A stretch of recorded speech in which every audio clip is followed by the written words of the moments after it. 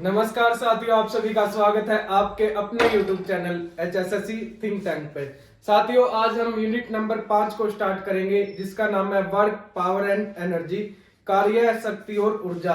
साथियों, ज्यादा समय ना लगाते हुए चलो अपनी क्लास है जो स्टार्ट करते हैं। सबसे पहले हम पढ़ेंगे वर्क यानी कि कार्य।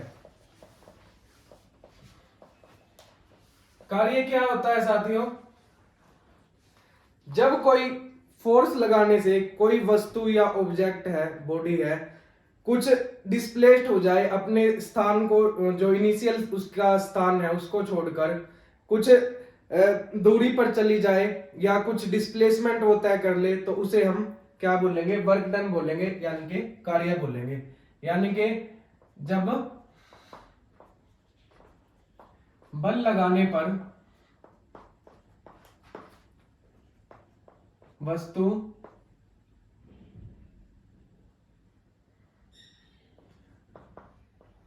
विस्थापित हो जाए,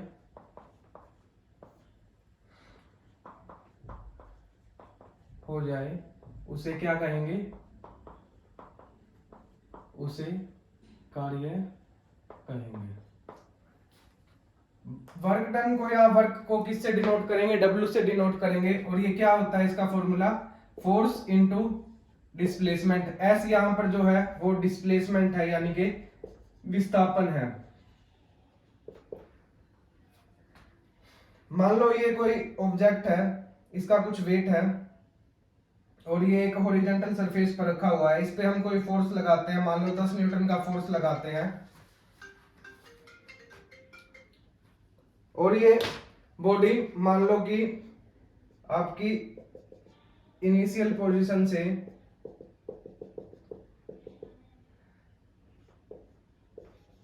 10 मीटर की डिस्प्लेसमेंट ले जाती है। तो ये फोर्स लगाने से जो 10 न्यूटन का फोर्स हमने लगाया है उसके कारण क्या हुआ? बॉडी जो अपनी इनिशियल स्टेट थी या इनिशियल उसकी जगह थी जो, उसको छोड़ के कुछ 10 मीटर के ऊपर या कुछ कितने भी डिस्टेंस के ऊपर वो डिस्प्लेस हो सकते हैं according to application of force. तो इसे हम क्या कहेंगे? वर्क डन बोलेंगे साथियों, यानी कि कार्य बोलेंगे। कार्य जो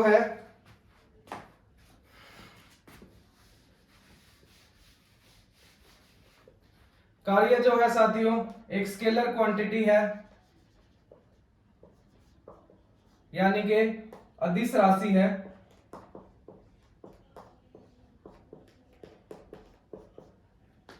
और इसकी एसआई यूनिट जो है साथियों वो जूल है। और सीजीएस यूनिट जो है साथियों इसकी वो अर्ग है, ERG।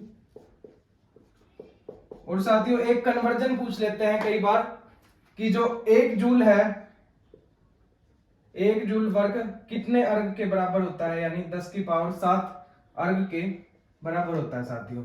ये कन्वर्जन कई बार डायरेक्ट पुट कर देता है एग्जामिनर, तो इसको ध्यान रखना। एसआई यूनिट जूल है साथियों और सीजीएस यूनिट अर्ग है साथियों, और एक ये स्केलर क्वांटिटी है। ये तो बात थी हॉरिजॉन्टल सरफेस पे वर्क की।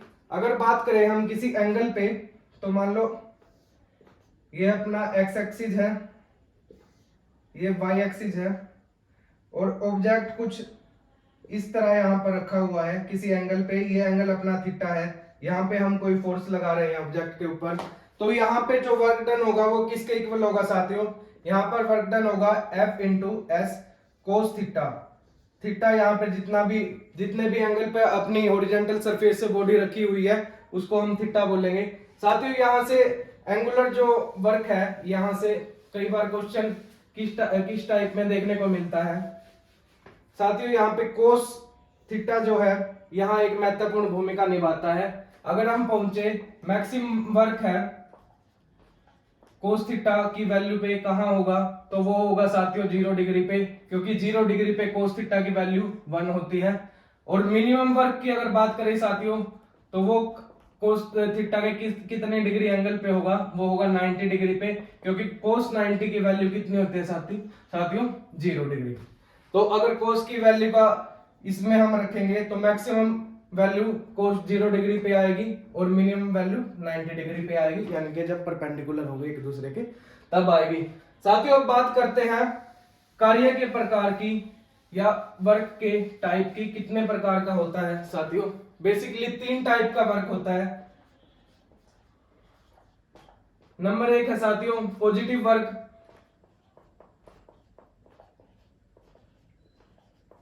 जिसे हम धनात्मक कार्य कहते हैं। धनात्मक कार्य कब होगा साथियों? मान लो ये कोई ऑब्जेक्ट रखा हुआ है और इसको मैं अपनी तरफ पुल करता हूं साथियों, अपनी तरफ खींचता हूं और ये इसी दिशा में डिस्प्लेस हो जाए, यानी कुछ इसकी डिस्प्लेसमेंट आ जाए कुछ फोर्स लगाने से। तो जो अगर बात करें, अगर डायरेक्शन ऑफ फोर्स यानी बल की दिशा, बल की दिशा बराबर है विस्थापन की दिशा,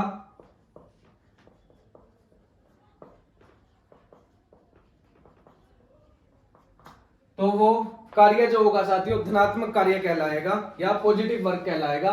सिंपल सी बात है साथियों, पॉजिटिव वर्क कब होगा? जिस दिशा में हम फोर्स लगा रहे हैं किसी बॉडी के ऊपर, वो बॉडी उसी दिशा में खींची चली आए या अपनी जो मूवमेंट दिखाएगी वो उसी दिशा में हो जिस दिशा में हम फोर्स अप्लाई कर रहे हैं या बल लगा रहे हैं साथियों, तो वो धनात्मक कार्य कहलाता है। अभी एग्जाम्पल अगर इसके लेंगे हम, जैसे कि जो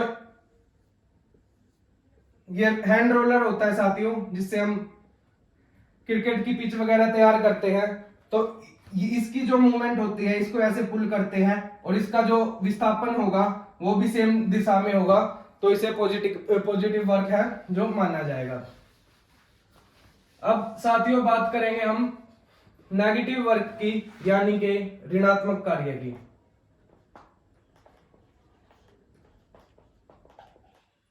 यानी कि ऋणात्मक कार्य। साथियों ऋणात्मक कार्य में क्या होता है? जब हम फोर्स की जो डायरेक्शन है और मोशन की जो डायरेक्शन है वो एक दूसरे के अपोजिट हो, यानी कि मान लो कोई ये गेंद थी और ये हमने हवा में उछाली, तो हवा में जाते टाइम जो इसकी वेलोसिटी है साथियों, कुछ भी या जिस फोर्स के साथ हम इसको फेंक रहे हैं, तो क्या होगा? अर्थ का ग्रेविटेशनल फोर्स है ना साथियों, जो यानी ग्रेविटी है, वो ग्रेविटी इसको अपनी तरफ आकर्षित करेगी या अपनी तरफ खींचेगी, जो कि अपने जो फोर्स लगाया गया हुआ है ऑब्जेक्ट के ऊपर उसके विपरीत होगी। यानी कि जो बल की दिशा है साथियों, बल की दिशा विस्थापन की दिशा के बिल्कुल विपरीत होगी।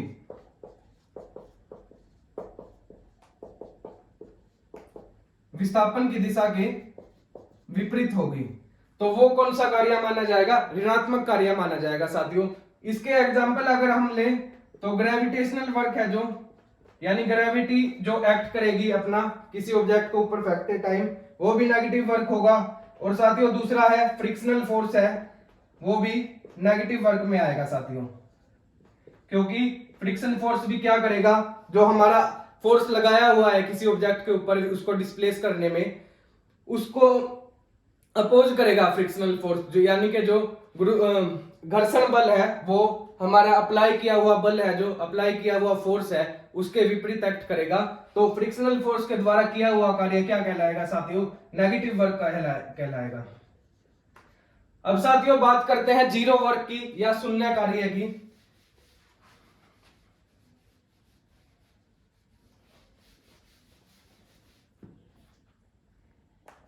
तीसरा टाइप है साथियों जीरो वर्क, यानी कि शून्य कार्य। साथियों जब जो मान लो कि ये कोई एक कुली है और इसने अपने सर के ऊपर कुछ बैग उठाया हुआ है और ये इस डायरेक्शन में मूव कर रहा है। मान लो इस बैग का कोई वेट है W या कुछ भी वेट मान लो इसका, मान लो कि इसमें कोई W ही मान लो इसको एक बार, मान लो कोई वेट उठा के ये अपना चल रहा है, अटैची है या बैग है कुछ भी है, तो यहां पर इसकी डायरेक्शन ऑफ फोर्स जो है वो डाउनवर्ड होगा। लेकिन अगर हम देखें इसका जो डिस्प्लेसमेंट की डायरेक्शन है वो इसके अप्लाइड फोर्स के बिल्कुल 90 डिग्री पे है, यानी कि परपेंडिकुलर डायरेक्शन पे है। तो शून्य वर्ग या जीरो वर्ग कब होगा साथियों? जब डायरेक्शन ऑफ फोर्स परपेंडिकुलर होगा डायरेक्शन ऑफ डिस्प्लेसमेंट के।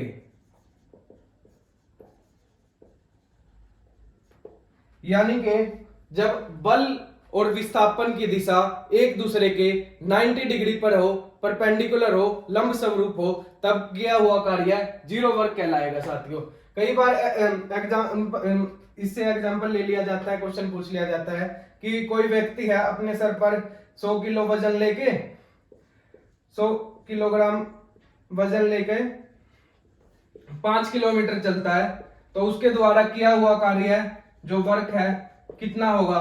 कुछ भी ऑप्शन दे देते हैं, मान लो कि 500 दे दिया, 500 जूल होगा, 5000 होगा, 5 होगा या 0 होगा। तो साथियों आपको पता है कि जो डायरेक्शन ऑफ फोर्स और डायरेक्शन ऑफ डिस्प्लेसमेंट 90 डिग्री पे है, यानी एक दूसरे के लंब स्वरूप है, तो किया गया कार्य 0 होगा। चाहे कुली ने या व्यक्ति ने अपने सर पर 100 किलो उठाया हुआ, 500, कोई मैटर नहीं करता साथियों। जब फोर्स और डायरेक्शन ऑफ डिस्प्लेसमेंट 90 डिग्री पर है, परपेंडिकुलर है एक दूसरे के, तो किया हुआ कार्य हमेशा 0 होता है साथियों। अब साथियों बात करते हैं हम पावर की। पावर क्या होता है, शक्ति क्या होती है?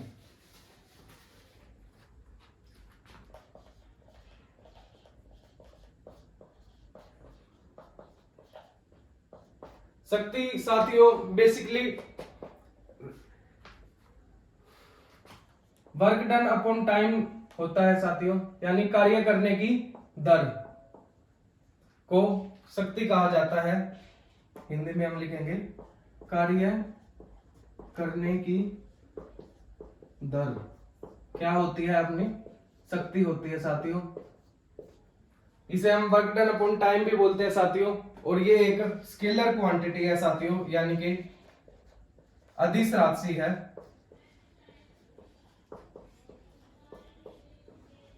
यानी इसमें मैग्नीट्यूड केवल वर्क करता है, डायरेक्शन का कोई काम नहीं होता साथियों। और इसकी एसआई यूनिट की अगर हम बात करें साथियों, तो पावर की एसआई यूनिट क्या होगी साथियों? जूल पर सेकंड, यानी कि वाट होगी साथियों। और एक हॉर्स पावर की कई बार एग्जाम में क्वेश्चन डायरेक्ट पुट कर लिया जाता है। हॉर्स पावर वो भी किसकी यूनिट है? पावर की है। एक हॉर्स पावर किसके इक्वल होता है साथियों? 746 वाट के इक्वल होता है। तो ये था साथियों पावर या शक्ति। इसके ऊपर ज्यादा कुछ पूछना नहीं होता। ऐसा यूनिट पूछ लेते हैं कई बार, क्या होती है? वाट होती है। और एक हॉर्स पावर में कितने वाट होते हैं वो कई बार पूछ लिया जाता है। बेसिकली शक्ति जो पावर है क्या होती है? वर्क डन अपॉन में टाइम होती है, कार्य करने की दर होती है। अब साथियों हम चलते हैं एनर्जी पे, यानी ऊर्जा पे। बहुत ही इंपॉर्टेंट टॉपिक है इस चैप्टर में से, एनर्जी।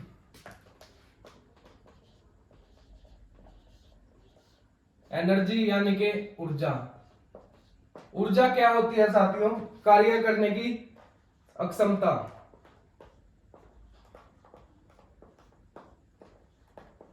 कार्य करने की अक्षमता, यानी capacity to do a work.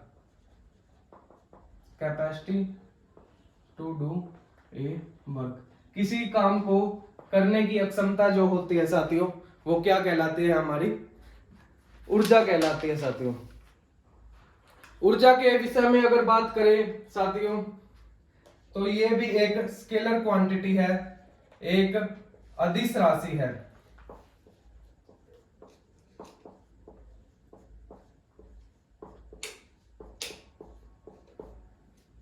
एक अदिश राशि है। और बात करें इसकी एसआई यूनिट की, तो इसकी एसआई यूनिट वर्क के बिल्कुल सेम है, यानी कि वर्क की जो है वही है, यानी जूल है। और सीजीएस यूनिट की साथियों अगर बात करें हम, तो एनर्जी की सीजीएस यूनिट है साथियों अर्ग, और 1 किलो जूल किसके इक्वल होता है साथियों? 10 की पावर 3 जूल के इक्वल होता है साथियों। ये था साथियों एनर्जी के बारे में कुछ। अब हम आगे पढ़ेंगे एनर्जी के टाइप कितने हैं साथियों। अब हम पढ़ेंगे एनर्जी के टाइप कितने हैं, एनर्जी के प्रकार कितने हैं, उनके बारे में देखेंगे। वैसे तो एनर्जी के 10 टाइप है साथियों, लेकिन यहाँ पर एग्जाम पॉइंट ऑफ व्यू से केवल 2 ही टाइप जो इंपॉर्टेंट है उनके बारे में हम पढ़ेंगे। नंबर 1 है साथियों काइनेटिक एनर्जी, यानी कि गतिज ऊर्जा। नंबर 2 है साथियों पोटेंशियल एनर्जी, यानी कि स्थिर ऊर्जा। साथियों बात करते हैं काइनेटिक एनर्जी यानी कि गतिज ऊर्जा की।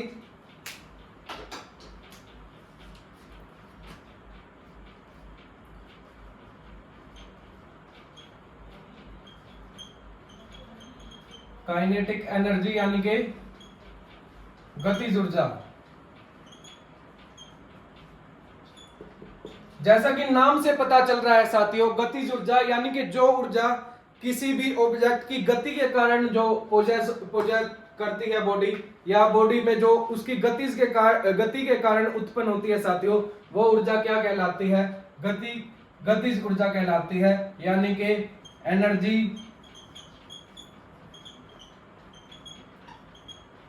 possessed by a body due to its motion, यानी कि गति के कारण जो ऊर्जा उत्पन्न होती है, गति के कारण उत्पन्न ऊर्जा क्या कहलाती है साथियों? गतिज ऊर्जा। अगर बात करें हम एग्जाम्पल की साथियों, तो उल्का पिंड का गिरना क्या है साथियों? एक गतिज ऊर्जा का उदाहरण है उल्का पिंड का गिरना।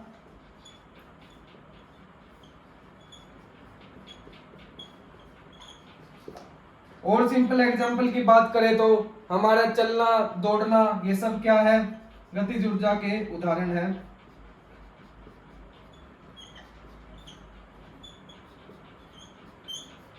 साथियों अब हम बात करते हैं इसके फॉर्मूला की।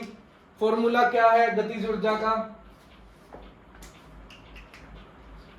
तो साथियों जो काइनेटिक एनर्जी है, गतिज ऊर्जा है, इसको हम के से डिनोट करते हैं, और इसका फॉर्मूला है हाफ एम वी स्क्वायर। यहाँ पर m जो है मास ऑफ बॉडी है, यानी कि द्रव्यमान है, और v क्या है? वेलोसिटी है, यानी कि वेग है।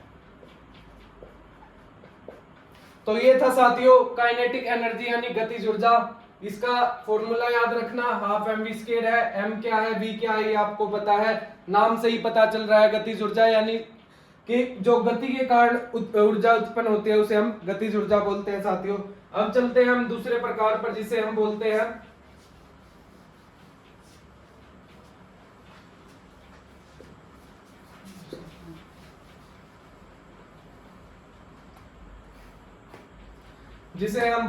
Potential energy. पोटेंशियल एनर्जी यानी कि स्थिर ऊर्जा। स्थिर ऊर्जा साथियों जैसा कि नाम से पता चल रहा है, स्थिर ऊर्जा यानी जो ऊर्जा किसी वस्तु में उसकी आकार या स्थिति के कारण उत्पन्न होती है या संचित होती है बॉडी में, उसे हम स्थिर ऊर्जा बोलते हैं साथियों।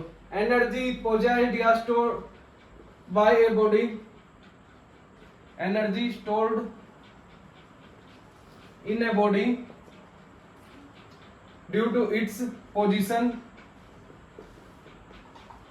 क्या होता है? वो पोटेंशियल एनर्जी होता है, यानी कि स्थिर ऊर्जा होता है साथियों। यानी जो स्थिति और आकार के कारण वस्तु में जो ऊर्जा संचित रहती है उसे हम स्थिर ऊर्जा बोलते हैं साथियों। एग्जाम्पल अगर हम ले इसका, तो डैम में संचित पानी जो है वो स्थिर ऊर्जा का उदाहरण है।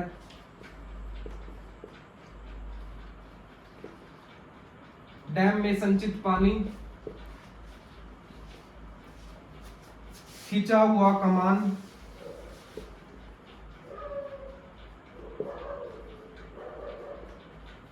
चाबी वाली घड़ी आती थी साथियों पहले, चाबी भर दी और उसके बाद वो कंटिन्यू कुछ समय तक चलती रहती थी, कुछ दिनों तक चलती रहती थी। तो वो किस ऊर्जा के कारण चलती थी साथियों? वो आपकी स्थिर ऊर्जा के कारण चलती थी, यानी स्प्रिंग वाली जो घड़ी होती थी, स्प्रिंग वाली घड़ी में जो ऊर्जा संचित रहती थी उसे हम स्थिर ऊर्जा का नाम देंगे। साथियों अब बात करते हैं इसके फॉर्मूला पे। इसका फॉर्मूला क्या होता है, इसको किसके साथ में डिनोट करते हैं साथियों? इसको डिनोट करते हैं हम पीई से, और इसका फॉर्मूला रहता है mgh। यहाँ पर m वही है मास ऑफ द बॉडी यानी कि द्रव्यमान, g यहाँ पर है साथियों ग्रेविटी या एक्सेलरेशन ड्यू टू ग्रेविटी, गुरुत्वीय त्वरण जिसे हम बोलते हैं, और h है यहाँ पर साथियों हाइट यानी कि ऊंचाई, जितनी ऊंचाई पे बॉडी जो अपना मान लो डैम के कॉन्टेक्स्ट में बात करें साथियों, तो जो डैम होता है यहाँ पर पानी एकत्रित रहता है, इकट्ठा रहता है, स्टोर रहता है। अगर हम इसका डैम का गेट खोलते हैं साथियों, तो यहाँ पर एक टरबाइन लगा हुआ होता है जो पानी की संचित ऊर्जा को यहाँ पर गिरने के बाद गतिज ऊर्जा में बदलने के बाद टरबाइन घूमने लगता है साथियों। और टरबाइन का क्या काम होता है साथियों? जो काइनेटिक एनर्जी है उसका इस्तेमाल करके इलेक्ट्रिसिटी प्रोड्यूस करता है, यानी कि विद्युत ऊर्जा उत्पन्न करता है साथियों। तो ये था साथियों एनर्जी का, ऊर्जा का दूसरा प्रकार। दो प्रकार हमने पढ़े, काइनेटिक एनर्जी और पोटेंशियल एनर्जी। अब साथियों बात करते हैं हम वर्क एनर्जी थ्योरम की। वर्क एनर्जी थ्योरम छोटा सा टॉपिक है साथियों, देखते हैं जल्दी से।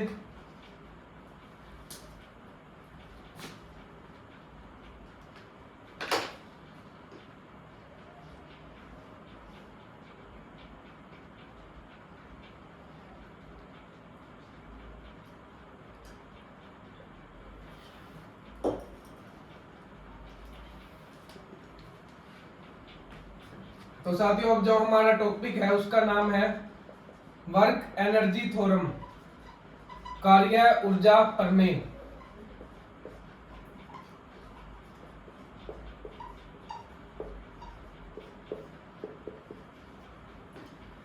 ये थ्योरम साथियों हमें क्या बताती है? ये बताती है अगर हम किसी ऑब्जेक्ट के ऊपर कोई कार्य करते हैं, वर्क करते हैं, तो वो वर्क डायरेक्टली उसकी पोटेंशियल एनर्जी काइनेटिक एनर्जी है, जो गतिज ऊर्जा है, या उसके एनर्जी में कुछ ना कुछ बढ़ावा करता है साथियों। उदाहरण की सहायता से समझेंगे, यानी कि जैसे कि दो पत्थर लो साथियों, उन पत्थरों को जब हम आपस में टकराएंगे, यानी उनके ऊपर हम कुछ फोर्स लगा के हम एक वर्क प्रोड्यूस करेंगे, कार्य करेंगे, तो क्या होगा? चिंगारियां उत्पन्न होती है साथियों।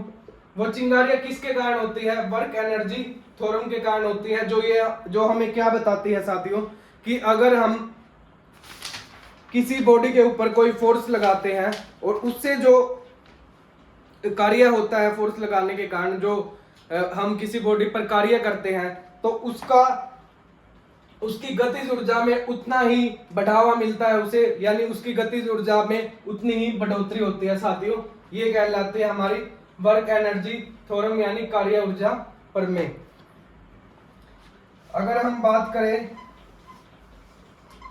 इसमें वर्क डन जितना होगा वो किसके इक्वल होगा? चेंज इन काइनेटिक एनर्जी के, यानी गतिज ऊर्जा में बढ़ोतरी, यानी कि उसमें इंक्रीमेंट कुछ ना कुछ देखने को मिलेगा। अगर हम किसी ऑब्जेक्ट के ऊपर कोई कार्य करते हैं तो सीधी सी बात है उसकी गतिज ऊर्जा में वृद्धि हो जाएगी साथियों। अब साथियों हमारा आज का लास्ट टॉपिक जो है उसे पढ़ेंगे हम, जो बहुत ही आसान है, जिसे हम नाम देंगे law of conservation of energy. Law of conservation of energy, यानी कि ऊर्जा संरक्षण का सिद्धांत या ऊर्जा संरक्षण का नियम।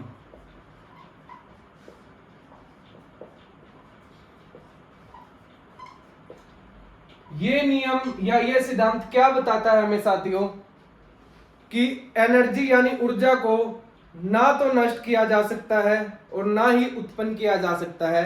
हम एनर्जी के केवल एक प्रकार से दूसरे प्रकार में परिवर्तित कर सकते हैं, यानी एक रूप से दूसरे रूप में उसको परिवर्तित कर सकते हैं। ये नियम ये बताता है, यानी कि energy is neither created nor be destroyed. Energy is neither created nor be destroyed but can only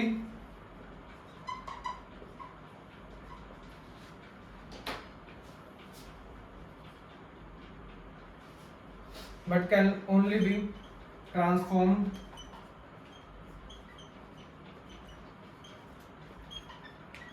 one form to another, यानी एक रूप से दूसरे ऊर्जा के रूप में परावर्तित तो किया जा सकता है, लेकिन एनर्जी को ना तो बनाया जा सकता और ना ही उत्पन्न किया जा सकता। तो यहाँ पर किसी आइसोलेटेड सिस्टम की अगर बात करें हम, तो काइनेटिक एनर्जी प्लस में पोटेंशियल एनर्जी यानी गतिज ऊर्जा प्लस में स्थिर ऊर्जा किसके इक्वल होगी? कांस्टेंट होगी साथियों। ये नियम हमें ये बताता है गतिज ऊर्जा प्लस में स्थिर ऊर्जा वो किसके इक्वल होगी? हमेशा कांस्टेंट रहेंगे साथियों किसी आइसोलेटेड सिस्टम में। बात करते हैं साथियों ट्रांसफॉर्मेशन की, तो कई बार ट्रांसफॉर्मेशन डिवाइस पूछ लिए जाते हैं, जैसे कि डायनेमो है, ये कौन सी एनर्जी में कन्वर्ट करता है? तो बात करते हैं डायनेमो की, तो ये मैकेनिकल एनर्जी को इलेक्ट्रिक एनर्जी में कन्वर्ट करता है साथियों, विद्युत ऊर्जा में, यांत्रिक ऊर्जा को विद्युत ऊर्जा में कन्वर्ट करता है। बात करते हैं सोलर सेल है साथियों,